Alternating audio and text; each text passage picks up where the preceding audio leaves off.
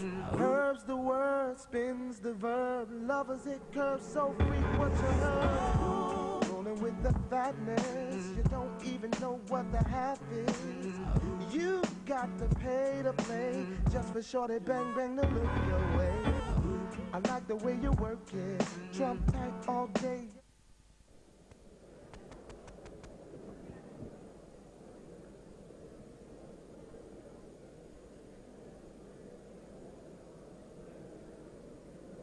Buenas tardes.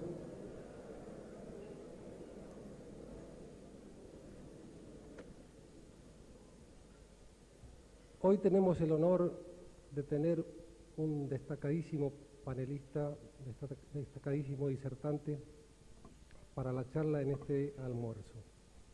Nos acompaña don Bernardo Álvarez Herrera, viceministro de Hidrocarburos de la República de Venezuela. Bernardo es graduado en Ciencias Políticas en la Universidad Central de Venezuela. Luego obtuvo una maestría en Estudios del Desarrollo en la Universidad de Sussex en el Reino Unido. Fue electo 2 veces diputado al Congreso Nacional de Venezuela y fue presidente de la Comisión de Energía y Minas de dicha Cámara de Diputados. Es miembro del Comité Ejecutivo del Energy Council de los Estados Unidos de Norteamérica en representación de Venezuela desde hace 3 años. Formó parte del equipo del plan de gobierno designado por el presidente Hugo Chávez en el sector de hidrocarburos. Fue director general sectorial de hidrocarburos en el año 1999 y es actualmente viceministro de Hidrocarburos de la República de Venezuela. El señor Álvarez Herrera es también jefe de la delegación venezolana ante la OPEP. Bernardo, gracias por acompañarnos en este día.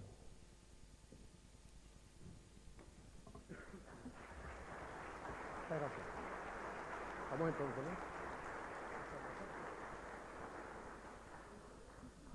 Bueno, muchas gracias y quiero agradecer a los organizadores, patrocinantes del evento por la oportunidad de estar hoy con ustedes y tratar de compartir un poco las ideas que desde la OPEP y desde Venezuela tenemos. Quiero también mandar los saludos del secretario general de la OPEP, doctor Ariel Rodríguez, que en un momento pensó que también podía acompañarnos, pero bueno, todos ustedes saben la dinámica que en los últimos días hemos tenido en relación al mercado petrolero internacional y imposibilita pues que él esté aquí.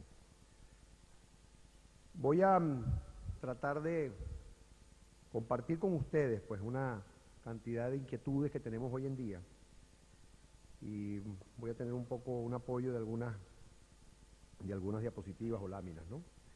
Yo creo que el primer punto, para que nos ubiquemos en un contexto, tiene que ver con el análisis que nosotros hacemos de las variables básicas que influyen en el petróleo y en particular en lo que se refiere a los países de OPEP.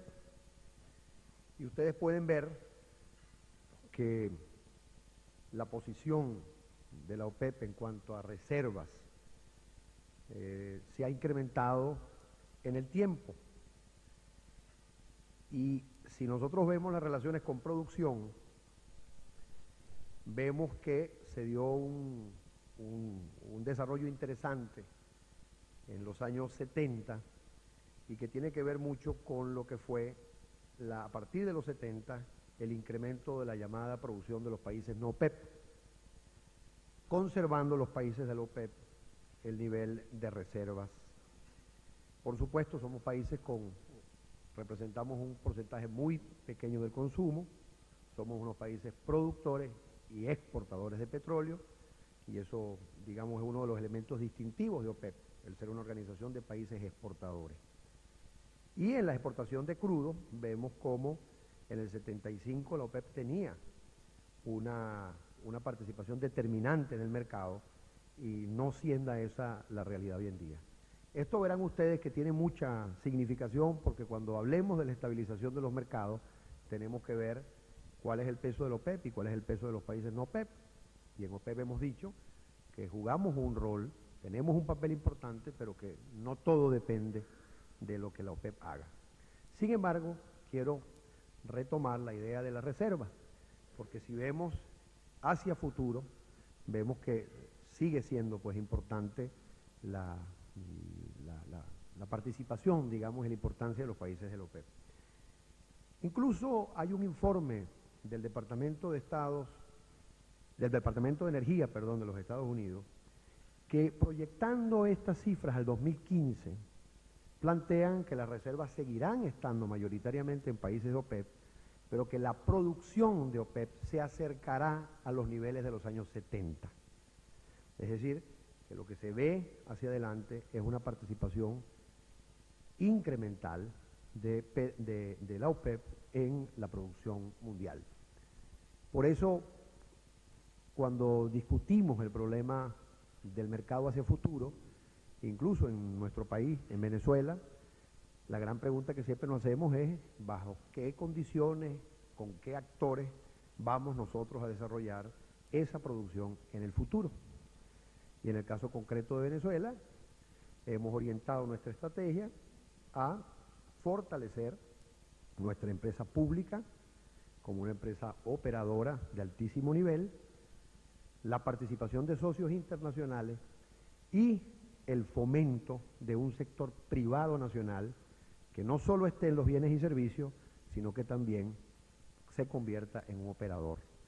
Siempre nos ha llamado la atención la experiencia que han logrado ustedes en Argentina, desarrollando empresas privadas operadoras de estatura y de marca mundial. Cuando vemos también la relación de reservas-producción, la traigo a la mesa para reafirmar un poco perdón, el planteamiento que decíamos, y vemos cómo a lo largo desde los años 60 hasta los años 90, la relación reservas-producción en los países no OPEP se ha mantenido casi inalterable, mientras que ha habido un incremento en la relación de reservas-producción de los países de OPEP. Y cuando vemos el consumo energético mundial, en esos mismos años, vemos el gran incremento que sufre y a pesar de que vemos un incremento muy impresionante del gas, en términos volumétricos el petróleo sigue representando un porcentaje muy importante, un porcentaje por un lado y en términos de volúmenes un incremento también significativo que casi dobla desde el año 65 hasta el año 99. Ahora bien, dejando esto como contexto, lo que estamos viendo nosotros en OPEP es que hoy en día el mercado petrolero está determinado por muchos factores. Y nosotros creemos que es importante diferenciar esos tres grandes actores, si ustedes quieren. Los productores por un lado, los OPEP y los no OPEP, las empresas petroleras y los consumidores. Y ahí encontramos un conjunto de relaciones y de nuevas dinámicas entre ellos que son muy importantes si queremos ver cuál es la situación del mercado hoy y sobre todo cómo lo estamos viendo hacia futuro. Hay cambios en el manejo del negocio, hay alianzas entre productores y empresas, los consumidores, por otro lado, existen un conjunto de políticas petroleras y ambientales, se está retomando la idea de la necesidad del diálogo de productores-consumidores, etcétera, pues. Es decir, una dinámica en donde ya difícilmente podemos decir que haya un grupo de países, bien sean los consumidores o los productores, que tengan un papel solo ellos determinante. Y además de eso, si salimos un poco más allá de los actores en sí mismos, vamos a encontrar problemas como los eventos políticos. En ese sentido, digamos, conocen ustedes bien la situación que se plantea en el Medio Oriente, que es uno de las regiones productoras más importantes del mundo. Esos eventos políticos juegan, también juegan los eventos políticos que se dan en los propios países consumidores. Está todo el problema de los fondos petroleros, que es uno de los nuevos, de los argumentos que hemos sacado a la mesa de discusión, sobre todo cuando queremos diferenciar entre lo que hemos llamado la inversión real productiva en el petróleo y el manejo de los fondos financieros que tienen una influencia importante en el mercado y sobre todo cuando hablamos de los precios. Y bueno, los factores climáticos, etc.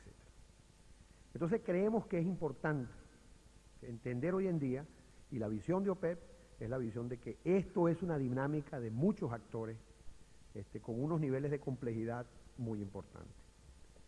Ahora, cuando nosotros analizamos la oferta, la composición real de la oferta y la demanda, y esto es un punto que hemos discutido mucho en este tiempo, hemos dicho, y que reafirma, digamos, nuestro planteamiento de que unilateralmente ninguno de los actores puede por sí solo buscar, digamos, la estabilización de los mercados.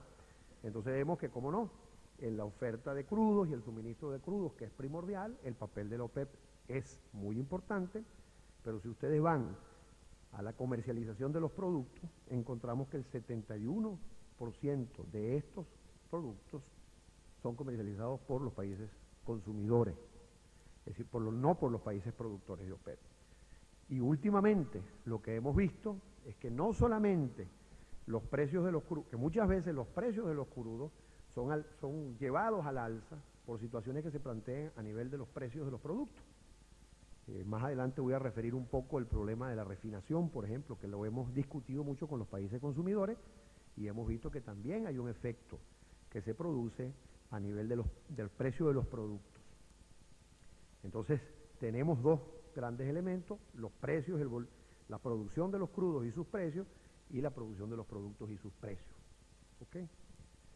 Bueno, de igual manera, vemos la complejidad en cuanto a los participantes en la oferta, en las importaciones y las exportaciones, y vemos el OPEP con aproximadamente un 47.2% del mercado, pero la existencia de los grandes productores no OPEP, entre ellos, por supuesto, México, Noruega, Canadá y unos, digamos, Rusia y otros productores nuevos.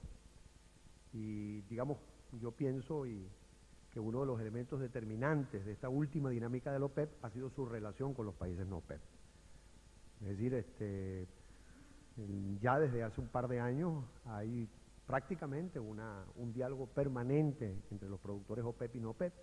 En el caso de Venezuela, nosotros hemos creado un comité informal formado por Arabia Saudita, México y Venezuela, y también con mucha conversación con Noruega, en donde evaluamos toda esta situación del mercado y sobre todo hemos insistido de que no somos los únicos, de que la OPEP puede hacer muchas cosas, pero que también se necesita el diálogo y el concurso de los productores no OPEP.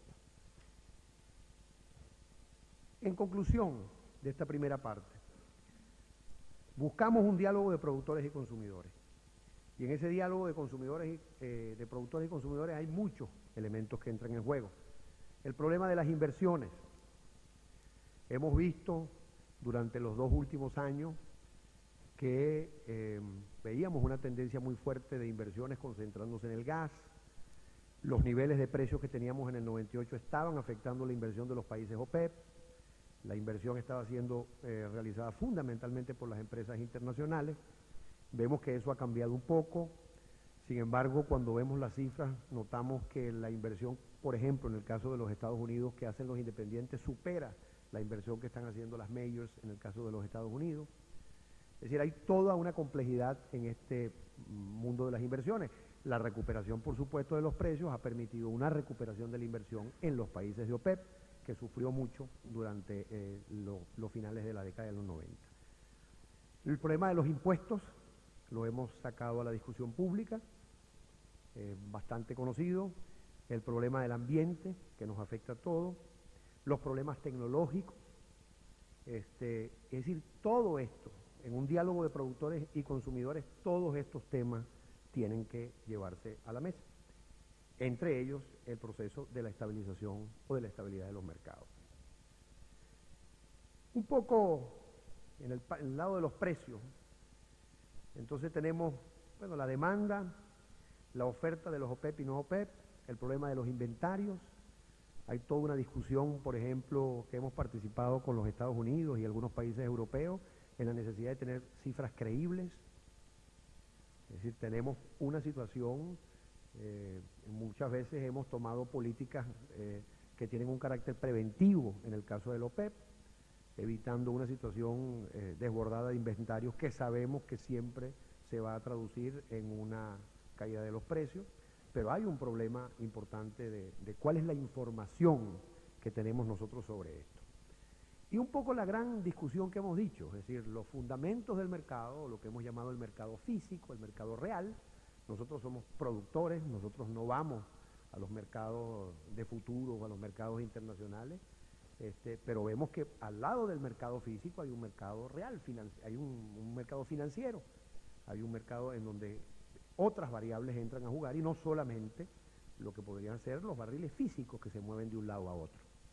Y hemos insistido mucho, entonces, en que hay una serie de factores que afectan los precios, desde el lado de la demanda, desde el lado de la oferta, que hay problemas incluso de geopolítica y que hay problemas tecnológicos y ambientales involucrados.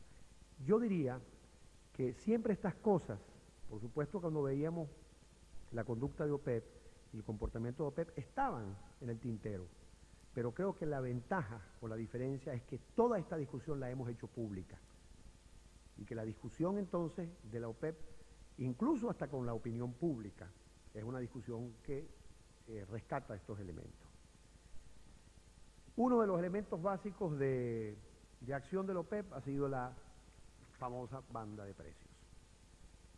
El primer comentario que siempre hacemos, esto no es una banda que sigue las tendencias de lo que algunos han llamado el supply management. Es una banda que supone la estabilización de los mercados. Es decir, una banda diseñada no solo para maximizar en un momento determinado el ingreso de los productores, sino también que pueda, que contribuya y que tenga en cuenta el crecimiento de la economía mundial, que al final, por supuesto, afecta a la demanda favorable o desfavorablemente. Siempre hemos dicho de que no pusimos el precio de la banda superior en $40. Es decir, cuando hablamos de una banda entre 22 y 28 dólares era porque no era, primero nuestra mejor apreciación fue producto también de un trabajo dentro de la propia organización y nosotros necesitábamos que fuese una banda que tuviese unanimidad dentro de los países del OPEP. Por supuesto que ustedes saben que en los países del OPEP hay países distintos. Hay países que prácticamente su tendencia natural es buscar la maximización de la renta porque no tienen pues capacidad de crecer en su producción. Hay otros países que tienen inmensas reservas y pueden prácticamente convertirse en lo que algunos llaman el swing producer, en el caso de algunos países del Medio Oriente y sobre todo Arabia Saudita, y hay países con potencial, pues, Irán, Venezuela. Pero se buscó una banda que reflejara un poco y que permitiera un consenso y que fuera unánime. Pero, insisto, siempre pensando en una banda en donde lo primero que había que hacer era aprender de las lecciones del pasado. Y si ustedes ven en esta gráfica, ven cuando la OPEP controló el mercado, cuando estábamos hablando de una OPEP que prácticamente tenía el 80% de las exportaciones, eso llevó a una situación de desplome. Más allá de eso, y como ustedes saben, eso fue lo que permitió el incremento de la producción OPEP, las medidas de eficiencia energética, etc. Es decir, la idea es, pensamos que en los últimos años ha habido como una banda en que se ha movido y creemos que ahora esa banda que hemos fijado nosotros entre 22 y 28 dólares por barril. Bueno, y los precios, la otra cosa que fue yo creo determinante es que a los niveles de precios que nosotros teníamos en el año 98 prácticamente se estaban haciendo inviables incluso nuestras economías. En el caso de Venezuela lo hemos dicho mucho. Ustedes saben que nosotros tenemos una composición entre precios y productos, entre crudos y productos, y nosotros cuando llegamos al gobierno llegamos a tener precios entre 7 y 62 dólares por barril. Pero si ustedes toman en cuenta que la cesta venezolana tiene un 30, aproximadamente 30-35% de productos que se venden a unos precios superiores, ustedes podrán imaginarse cuál era el precio de nuestros crudos. O cortábamos o había que cerrar producción, porque esos precios eran insostenibles. Entonces yo creo que hubo una conciencia de todos los productores de la necesidad de la volatilidad sobre todo a los países productores que tenemos una altísima dependencia del petróleo, es terrible. La volatilidad nos afecta a nosotros de manera terrible. Incluso la vieja, alguna gente decía, bueno, después de un momento de bajos precios, controlamos la producción y vamos a precios exorbitantes. Ustedes saben que el efecto devastador que producen unos precios tan bajos no lo recupera ni siquiera con precios más altos más adelante. Y para nosotros desde el principio fue cómo buscar un mecanismo que permita estabilizar los precios.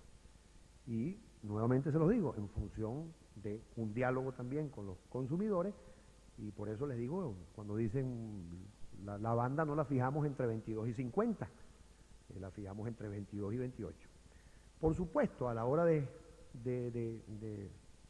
la realidad, hemos encontrado de que si bien es un mecanismo importante, es la expresión de un consenso, de una visión distinta en la OPEP, no es fácil. Y en algunos casos hemos visto que no es suficiente solamente tener la banda. Y hay una cantidad de otros factores que han afectado al mercado y a los precios que nos ha hecho pensar, bueno, es un mecanismo que tenemos, es una herramienta que puede jugar un papel, pero no es la única. Y hay problemas que rebasan, digamos, la capacidad a través de la banda de poder nosotros tener una posición mucho más importante en la estabilización de los precios. Bueno, estos son los acuerdos de producción. La otra cosa interesante es que, así como hemos sacado crudo al mercado, hemos incorporado crudo al mercado. El año pasado fueron casi 3 millones de barriles, más de 3 millones de barriles que la OPEP incorporó al mercado. Y bueno, en este momento, como ustedes saben, hemos tenido 2 cortes de producción, pero bueno, la dinámica lo va diciendo. Es decir, la organización ha demostrado que es posible reunirse, que es posible atender situaciones específicas y particulares que se presentan en el mercado, tanto para incrementar producción como para recortar producción. Y creo yo que es el elemento importante. Como ustedes ven, nosotros durante un tiempo insistimos, y todas las fuentes lo planteaban, de que había una sobreoferta. Se calculó a finales de año en 2 millones de barriles, y bueno, eso afectó los precios, y la decisión que se tomó en diciembre pretendía ser una decisión que corrigiera esa situación, y bueno, todavía estamos monitoreando esa situación y se expresa, digamos, en los cortes recientes. Uno de los puntos que más hemos planteado es el diferencial de precios.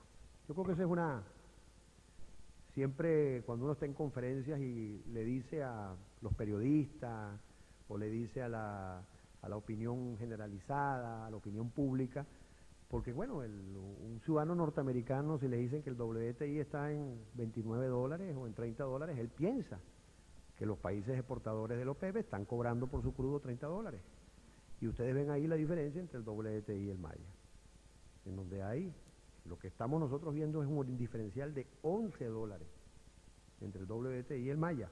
Y cuando vamos a la sexta OPEP, hay una diferencial de precios que se ha ido ampliando y que está ahorita en 5.47, sobre todo porque, como ustedes saben, la exportación de países como Venezuela y México y de la OPEP en términos general es una producción que cada vez es más de crudos pesados, y bueno, se plantean estos diferenciales. Siempre incluso decimos, ¿no? La OPEP coloca 20, 22 millones de barriles diarios al mercado internacional, y lo que se puede comercializar quizás del WTI no llegan a 600.000 barriles diarios. Entonces esa es otra de las políticas que tenemos cuando estamos pensando un nuevo crudo marcador que refleje los barriles reales que se comercializan en el mercado, porque ustedes saben que los mercados a futuro, en NYMEX, etcétera, fundamentalmente siguen la tendencia del WTI, que en todo caso refleja un porcentaje mínimo del comercio internacional. Y incluso lo ven ustedes en el caso del WTI con el Dubai, que es otro marcador y en el caso del árabe pesado, que llega a 8.63 dólares. Eso ha sido de mucho impacto en la opinión. Incluso recientemente en la conferencia de CERA, que fue en Houston, nos acompañó y dio una conferencia el ministro Marten de México, y él le decía con mucha simpatía a los asistentes, bueno, yo no sé hoy en cuánto estará el WTI. Mi crudo me lo están pagando a 20 dólares. Y es una de las cosas que verdaderamente hemos insistido como un elemento importantísimo. Sobre todo, si nosotros queremos tener una injerencia en ese mercado real, por eso hemos dicho que tenemos entonces que tener un marcador que refleje la realidad del mercado. Incluso la cesta OPEP está desfasada y estamos haciendo una cantidad de estudios que nos permitan ahora ajustar la cesta OPEP para que represente verdaderamente la producción OPEP.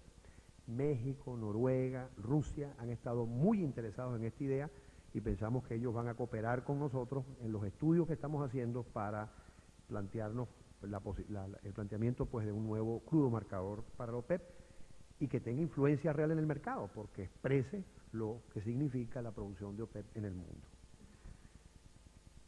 También hicimos toda una serie de planteamientos sobre el problema de la refinación,